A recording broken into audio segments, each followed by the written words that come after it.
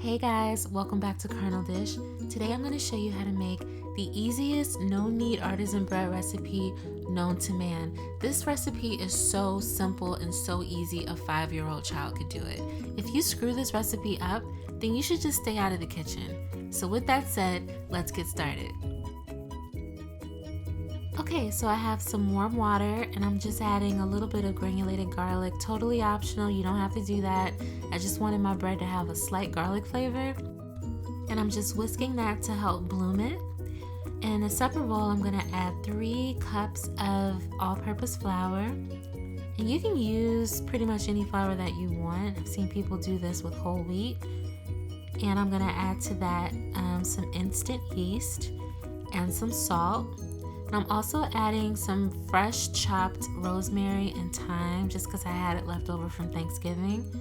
Another totally optional step, you don't have to add any herbs to this at all. So give that a whisk, make sure everything is evenly combined. Then you're going to take your warm water, pour it right into the center. And we're just going to bring this mixture together. I'm using my hands, you can use a wooden spoon or a spatula, but I like to feel it. So just make sure that all of the flour is absorbed by the water, and this is going to be a very sticky and wet dough. So just make sure that it all comes together. I'm going to take a rubber spatula and just go around the edge of the bowl and make sure that the flour along the sides is nicely incorporated. I'm just kind of pushing it into one cohesive mass. But that's pretty much all the work that you need to do right here. So we're gonna take some plastic wrap and we're gonna cover this bowl and let this dough sit for about maybe 18 hours. You can do this in as little as 12, but let it sit at room temperature for at least 12 to 18 hours and up to 24. I'm putting mine in a turned off oven and I'm gonna go to sleep.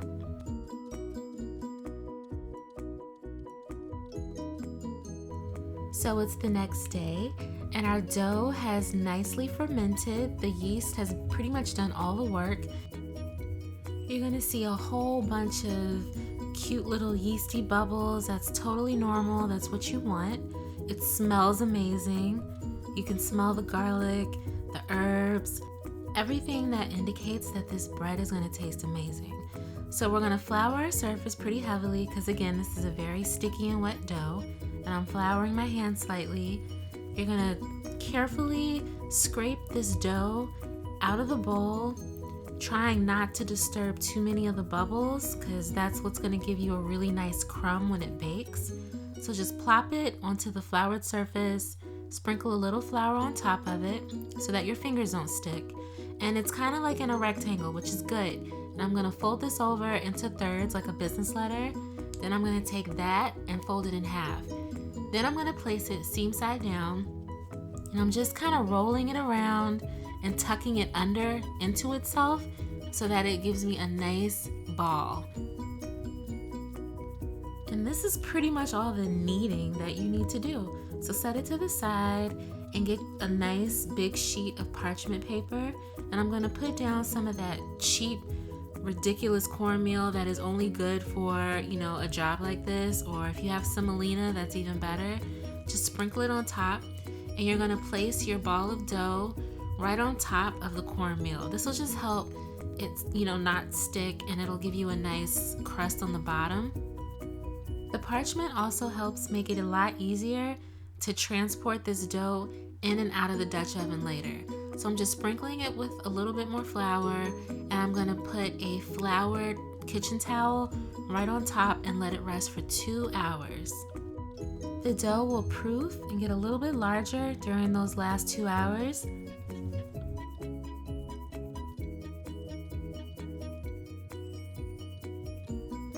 So we want to create a nice, hot, steamy environment. So make sure that you preheat your Dutch oven to 450 degrees for the last 30 minutes of that 2-hour rise.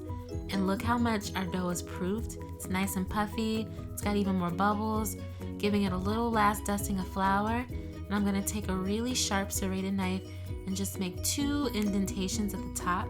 You can use kitchen shears. Try not to go too deep. I went a little deep on the first one, but that's okay.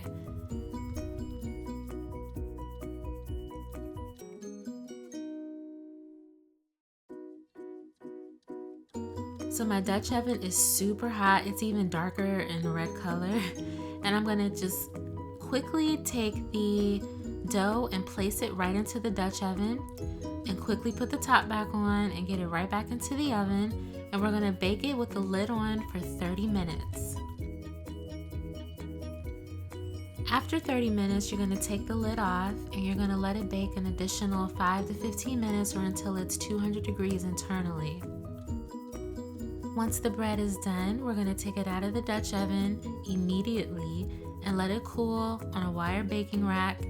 You wanna let this cool for at least 30 minutes to an hour before you cut into it. If you cut into it too early, it can be kind of gummy. But yo, look at this bread. It is, oh my God. You are gonna be so proud of yourself and you are not gonna believe that you just made this beautiful loaf of crusty artisan bread right at home in your own oven. I mean, it's perfect. It looks just like it came from the bakery. And listen to this crust.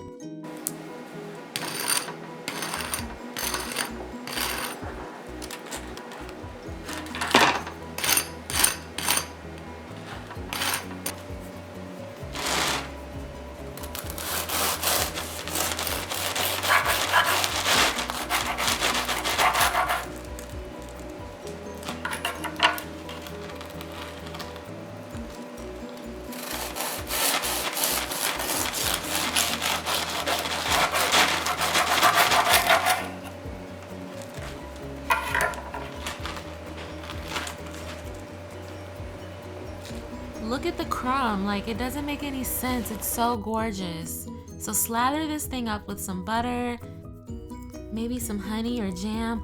Oh, and listen to this as I bite into it. Like you can hear the crust. It's so perfect.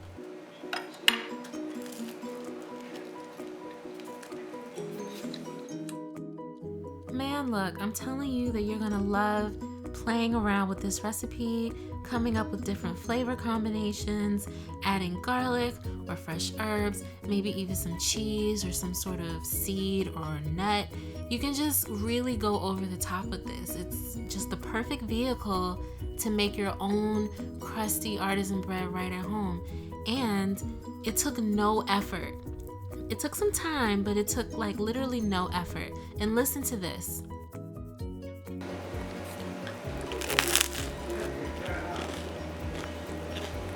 Oh my God. Okay, seriously, if you want bread tomorrow, get started on this tonight. Do this right now.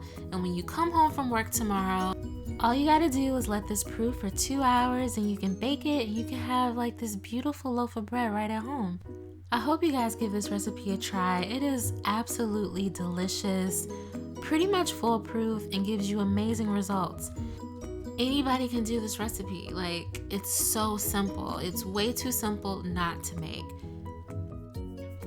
Go make this right now. Let me know how it turns out for you in the comments below. And I hope you guys have a great day. Bye. She make you wanna lick the plate. I know you